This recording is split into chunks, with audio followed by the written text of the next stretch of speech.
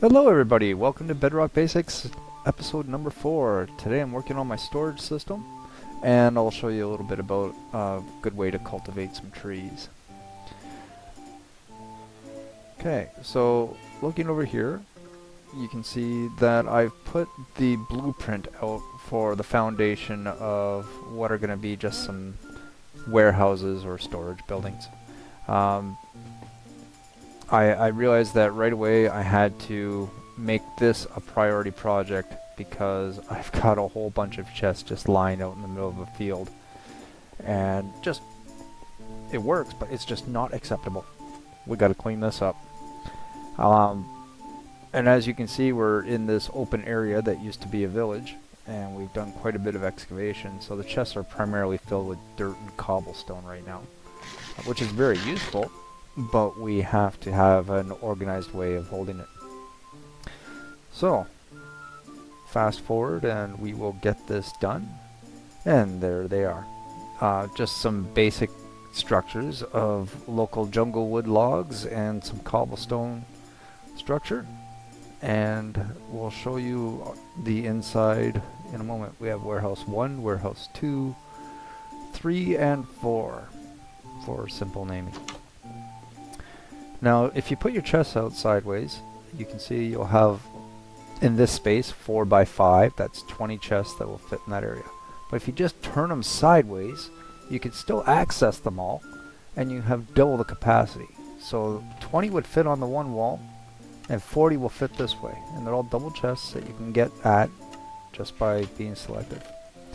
And of course, we stick a little sign on the end of them so that we can label what's in them.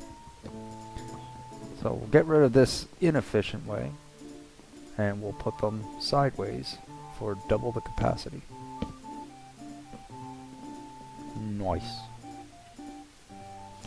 Lastly today, well, I want to show you that if you plant a tree specific to jungle and spruce, a single tree will grow as a small single tree, but if you put 4 together, when they grow, it grows into a big monster. Again, when you harvest it, ensure you get all the pieces that the leaves will deteriorate away and not create shadow areas for monsters to spawn in. But the huge advantage to having a 2x2 tree is that you can actually carve a staircase right into them. This one's overgrown with vines, so super easy is always to work from the top down. So you could climb all the way up, make yourself a little platform, and right now I'm just holding the climb button while I chop. The chopping is slower, but we just need a little bit to make a platform, and then when we're standing on our own 2 feet, we can chop at normal speed again.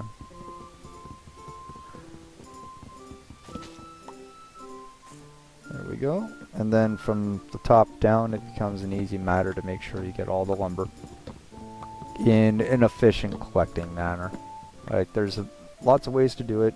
I just find this to be easier and more efficient. And again, as I'm up here, getting the side branches to make sure that they're not floating up in the air if I miss them. Now, to make sure they don't float, you just have to get the wood chunks. The leaves, they will fall away. Okay. And then we could chop all that down. Or, the other method,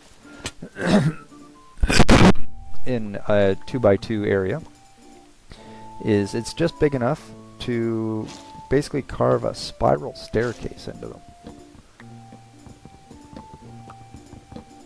Just enough space that you can do a little hop.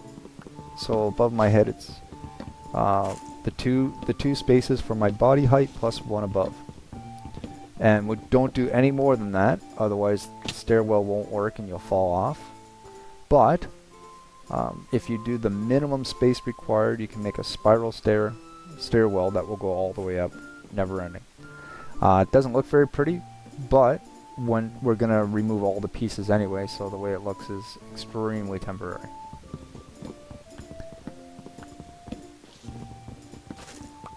And I just work my way up to the top.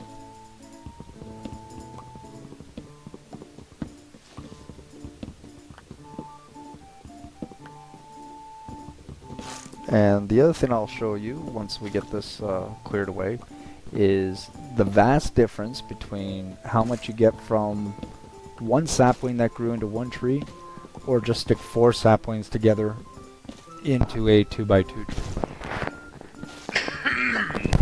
Excuse me. Just a little bit of a throat tickle. Now, simple math would be like if one sapling gave you 5 blocks of logs, then 4 saplings should give you 20 blocks, but that's not the case. You get significantly more yields by making the larger trees. And there's the daylight. Oh yes, the zombies are on fire from the sun, which makes them,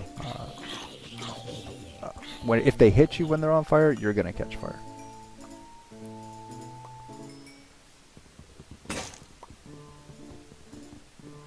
And you can see in the background, the guy who's got a hat on doesn't burn. He's got his sun hat on. Helmet of any kind. But he still has to go.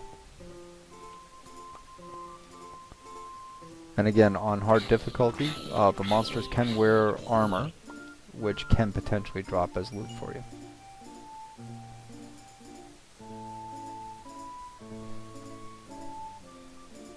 And there we see the deterioration happening, and things falling down. Sticks, branches, apples, saplings can all fall. So, it was 7 from a single sapling, or 76 from 4. You're basically, that's a factor of almost 11 times as much from 4 saplings stuck together compared to what one sapling by itself gives. So you're getting almost triple the value by co-locating your saplings. And as you can see, it makes harvesting easier, and we've got lots of wood for future projects. I like to keep the building blocks of a local area as the theme for your construction palette. So this area will be a lot of cobblestone, jungle wood, and I don't build a lot out of dirt.